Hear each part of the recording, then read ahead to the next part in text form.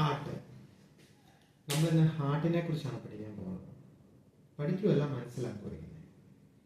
കാരണം ഇതൊരു അറിവ് വേണം നമുക്ക്. ഹാർട്ട് എന്താണ്? കാരണം മനുഷ്യ ശരീരത്തിലെ ഏറ്റവും പ്രധാനപ്പെട്ട ഓർഗൻ ഏതാണെന്ന് ചോദിച്ചു കഴിഞ്ഞാൽ അത് ഹാർട്ടാണ്.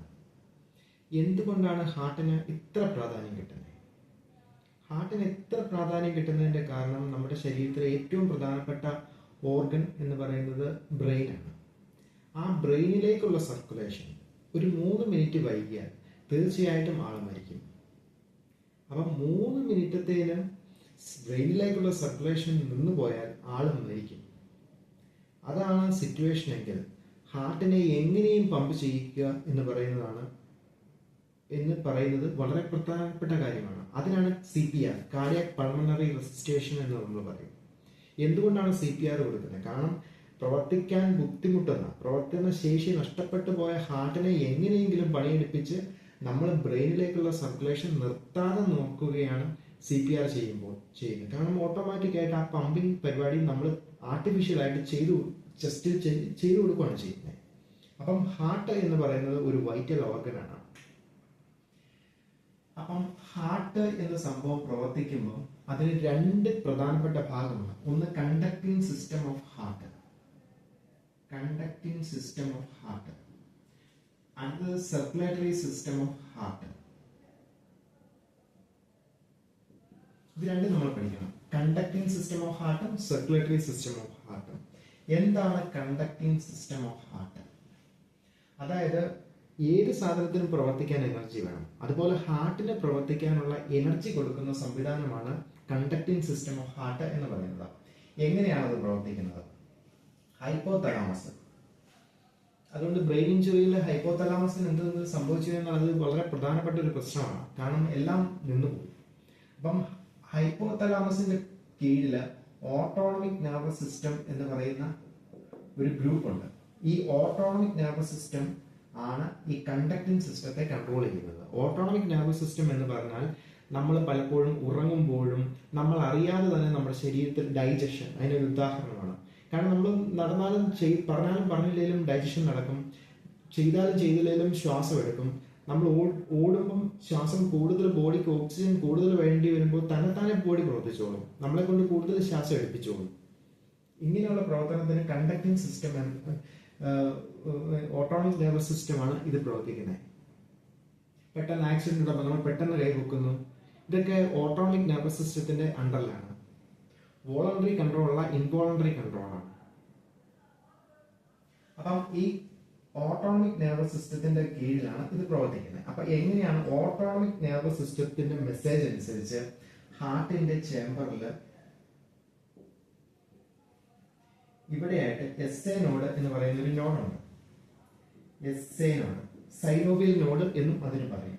ഈ SA നോഡിൽ നിന്ന് ഇങ്ങനെ തരംഗങ്ങൾ കടന്നു പോകുന്നുണ്ട്.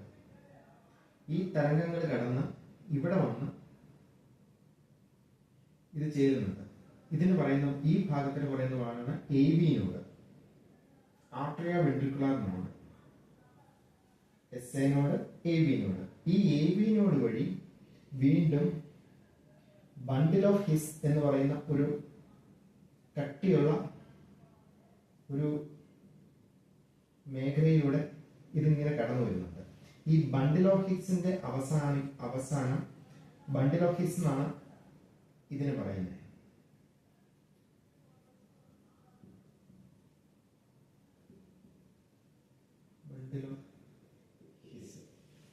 ഈ ബണ്ടിൽ ഓഫ് ഹിസിൽ നിന്ന് ഹാർട്ടിന്റെ ഏറ്റവും അടിയിലെ മാംസത്തിലൂടെ ഇങ്ങനെ ഒരു നെറ്റ്വർക്ക് ഉള്ളിലേക്ക് പോകുന്നു. ഇതിനാണ് പർക്കിൻജി ഫൈബേഴ്സ് എന്ന് പറയുന്നത്.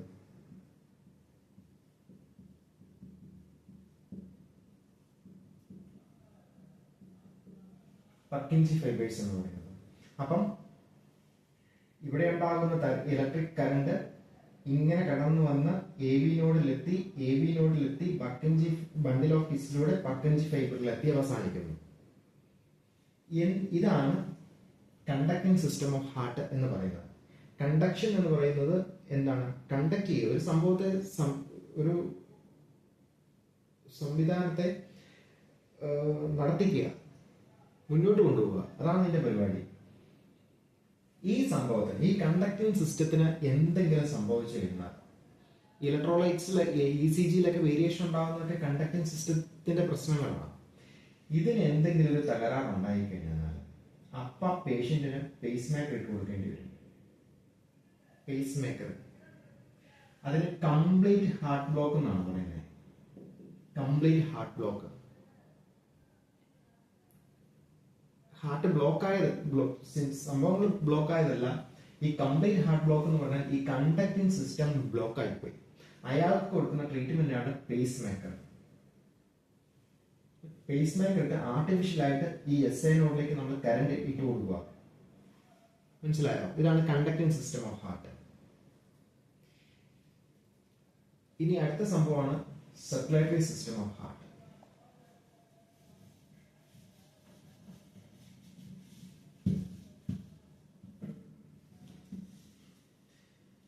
ഇവിടെയും നമുക്ക് ഹാർട്ട് വരയ്ക്കണം.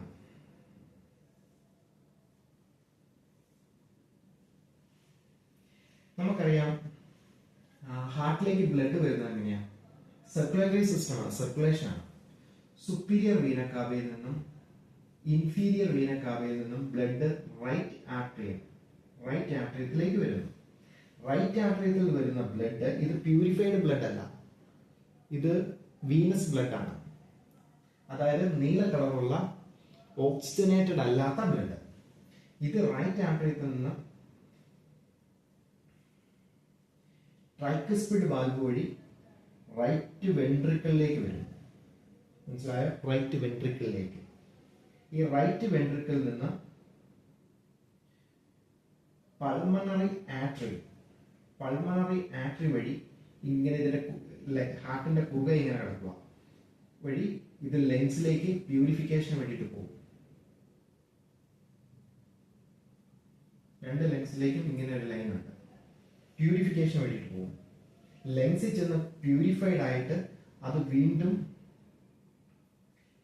ലെഫ്റ്റ് ആർട്ടറിയത്തിലേക്ക് വരും, പ്യൂരിഫൈഡ്. അപ്പൊ ഇത് റെഡ് കളർ ബ്ലഡ് ആണ്, ഓക്സിജനേറ്റഡ് ബ്ലഡ് ആണ്. ലെഫ്റ്റ് ആർട്ടറിയത്തിൽ വന്നിട്ട് ഇത് ഇവിടെ രണ്ട് വാൽവുകളുണ്ട്. ബൈക്സ്പിഡ് വാൽവ് വഴി റൈറ്റ് വെൻട്രിക്കിളിലേക്ക് വരും.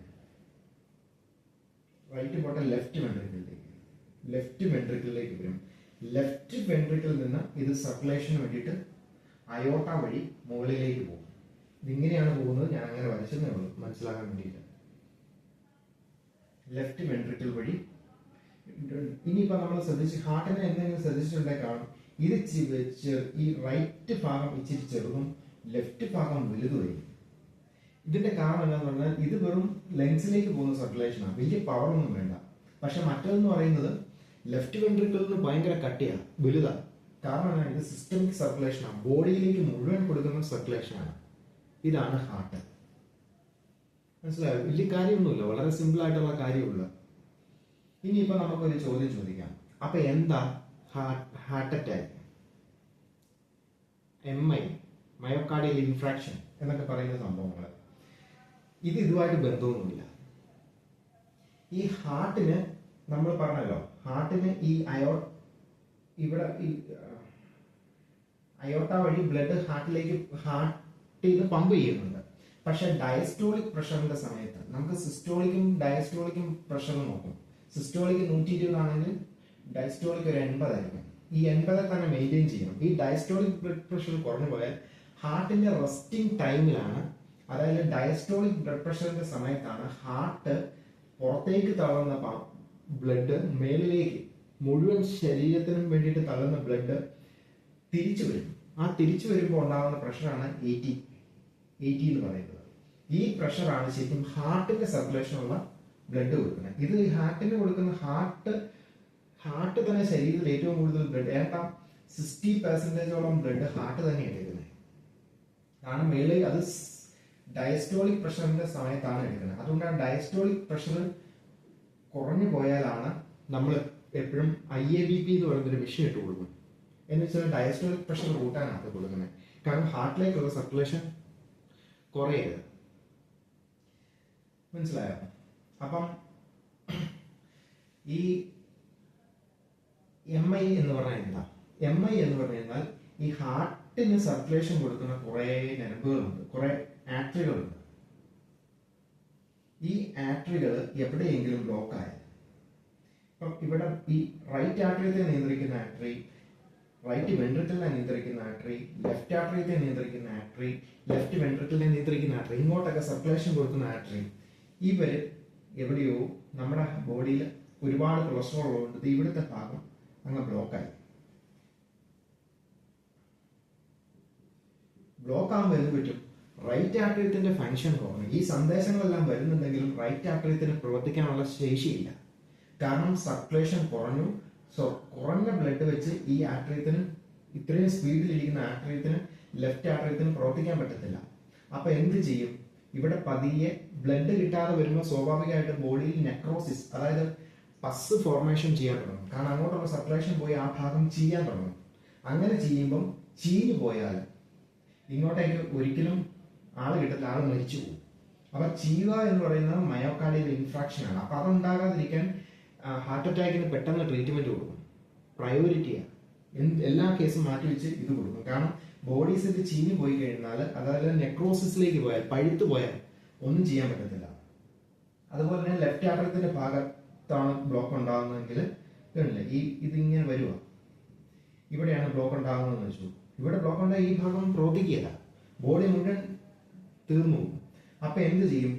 നമ്മൾ ഒന്നല്ലേ നമ്മുടെ തുടയിലൂടെ ആർട്ടറിക്കുള്ളിലൂടെ ഗൈഡ് വയർ ഇട്ട് ഇവിടുത്തെ ബ്ലോക്കിനെ PTCA എന്ന പ്രൊസീജിയറിലൂടെ ഇത് നമ്മൾ ശരിയാക്കി കൊടുക്കും.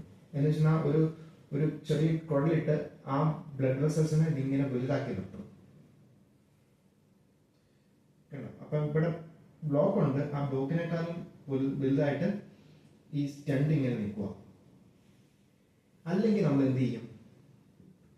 ഇവിടെ അല്ലേ ബ്ലോക്ക് കിടക്കണേ, അപ്പം ഇതിലെയും വേറെ ആർട്ടറികൾ പോകുന്നുണ്ടല്ലോ, ഇവിടെ ബ്ലോക്ക് കിടക്കുക. നമ്മൾ ഈ ആർട്ടറിയുടെ ഈ ഭാഗത്ത് നിന്ന് ഇങ്ങോട്ടൊരു കണക്ഷൻ കൊടുക്കും. ഇതിനാണ് ബൈപ്പാസ് എന്ന് പറയുന്നത്. ഈ ആർട്ടറിയിൽ നിന്ന് ഈ ആർട്ടറിയിലേക്ക് ഈ ബ്ലോക്കിന് മേലുള്ള ഭാഗത്തേക്കുള്ള സർക്കുലേഷൻ അവർ നിയന്ത്രിച്ചോളും, താഴേക്കുള്ള ഭാഗത്തിന് നമ്മൾ ഒരു ബൈപ്പാസ് ഇട്ട് കൊടുക്കും. അതാണ് ബൈപ്പാസ് എന്ന് പറയുന്ന പ്രൊസീജിയർ. ഇതാണ് ഹാർട്ടിന്റെ മെയിൻ ഡിസീസ്. അനാട്ടമിയായി, ഡിസീസായി, കണ്ടക്ടിങ് സിസ്റ്റമായി. Okay, thank you.